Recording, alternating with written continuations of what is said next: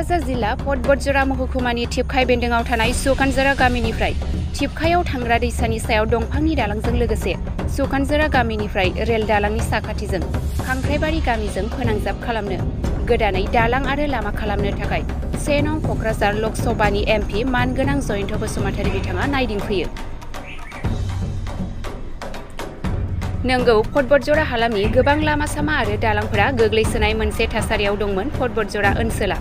नाथाय दा मोनसेनि उनाव मोनसे बिटिआर सोरखारनि बानजायनायाव लामा दालांफोरा जौगानायनि बिथिङाव नुबोगासिनो दं।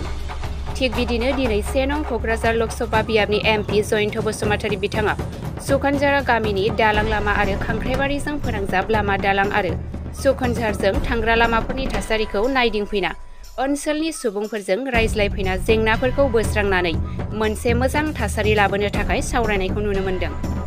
मानगोनां MP जयन्त बसुमतारी बिथाङा खौरांनि गेजेरजों मा फोरमायखो फै जों मिथिना लानि।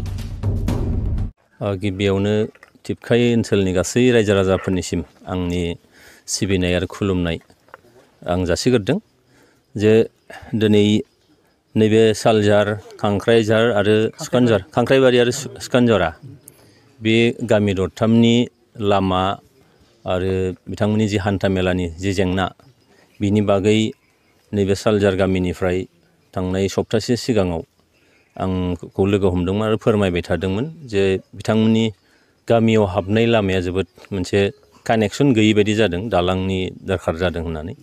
आरो गामियाव हाबनाय लामाफ्रा कानेक्सना जोबोद माने मोजां नंथारा होननानै। दा बेखायनो आं दिनै फैनानै नायफैदों, नंमारगौबो जे जा सालझार LP स्कुल दङ, बे LP स्कुलाव दिनै गोजान गोजाननिफ्राय फोरोंगिरिफ्रा फैयो। बे गामिसिम हाबफैनो LP स्कुलसिम फैनोनो हाया जायो। 2 किल'मिटार 2.5 किल'मिटार गोजानाव गारि दोननानै थाबायबोनांगौ जायो। दा बेयो जोबोद मोनसे साननो गोनां बाथ्रा जादों दिनैनि थारिखआवबो। दा बेखायनो आं नायदों जे टिपखाय दैयाव मोनसे दालां होयोबा बे गामिसिम बराबर हाबफैनो हागोन।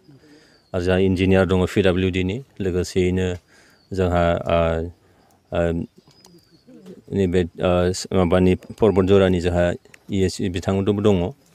दा जों फैनानै नायफैदों आरो बे जेंनाफोरखौ बोरै सुस्रांनो हायो आरो बेसेबां जेंनाया बेसेबां माने बेसे गिदिर बेसेबां जेंना बेफोरखौ एसे नायनानै मोनदांनो हादों जे बे बांद्राय गिदिर खामानि नङा। बेखौ जोङो निस्सय नैबे दरथाम गामिनि जि कानेक्सन, रड कानेक्सन आरो बियो, बे कानेक्सनखौ निस्सय थाबैनो मावफुंनो हागोन आं फोथायदों।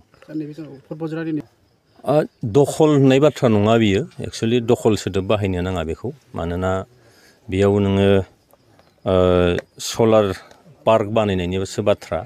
अलरेडि रेलवे डिपार्टमेन्टआ बेयाव नोङो कच फेक्टरि खालामनायनि थाखाय बिटिआर गोरोबथानि मोनसे दफा बायदि आरो बिनि खाथियावनो सलार पार्क बानायनायनि खोथा। मानोना आं दिनै फैनानै मोनथिफैबाय दहाय हरनिफ्राय दासिम नैबे गामि दरथाम बा टिपखाय ओनसोलाव नोङो इलेक्ट्रिसिटिनि जोबोद मोनसे क्राइसिस जानानै दङ।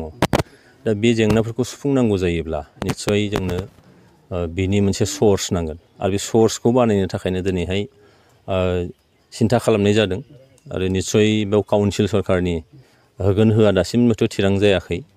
नाथाय जोंनो पावार साप्लाइखौ निस्सय नांगोन।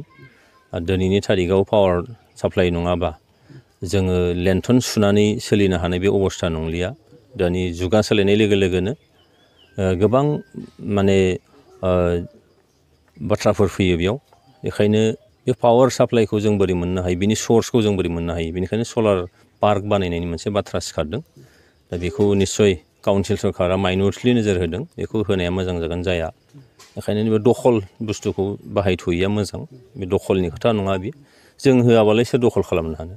आरो जोंनो नांगौ जादोंब्ला सोरनोबा बानायनोबो निस्सय होनांगोन। दा बेखिनियानो बाथ्रा।